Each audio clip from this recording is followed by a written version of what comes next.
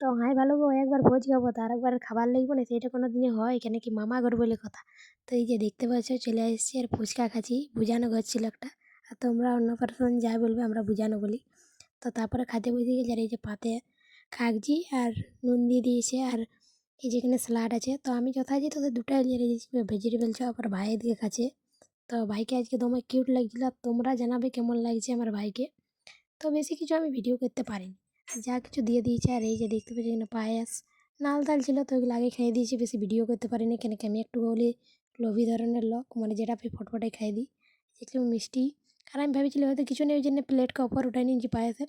তারপর দেখছি দই আছে, মিষ্টি দই, আর মিষ্টি দই খেতে আমার বেশ ভালোই লাগে। তো ভাইকে বলছিলি যে 1 চামচ নেই 2 চামচ দে, তো 1 চামচের ভাগটা ফেলাই লই।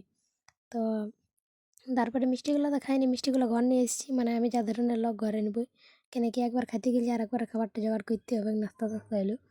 তো এই যে দেখতে পাচ্ছ আর কেমনভাবে খাইয়েছি দেখতে পাচ্ছ। তা আমি মোটামুটি কোনো বিয়া ঘর রেখে দিনই ভালো মতনই খাই।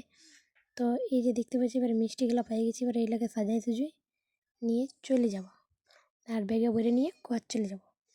তো তারপরে তোমাদেরকে যে ভিডিওটা প্রথমে দেখালি ওটা হলো সে এই ভিডিওটা কেন কি আমাদের ঘরে সজনে ডাঁটা ঘর, মানে সজনে ডাঁটা বা সল্লা সেটি যেটাই বলবে আমাদের ঘরে নাই। আর এই দেখতে পাচ্ছি মামা দাদু কটা মাত্র বেগুন গাছ লাগাচ্ছে, তো কত বেগুন ধরেছে। তো আমরা অনেক দিন পরেই গেছি মামা ঘর, তো তাইলে নিয়ে যাব। এই যে দেখতে পাচ্ছ আর এতটুকু গাছ এলা কিন্তু এত ধরেছে না, মানে কিছু বলার মতো না। এটা মানে 4 ভাগ করেছিলি মা মাসিরা, কেন কি সবারই তো ভাগ আছে বলো।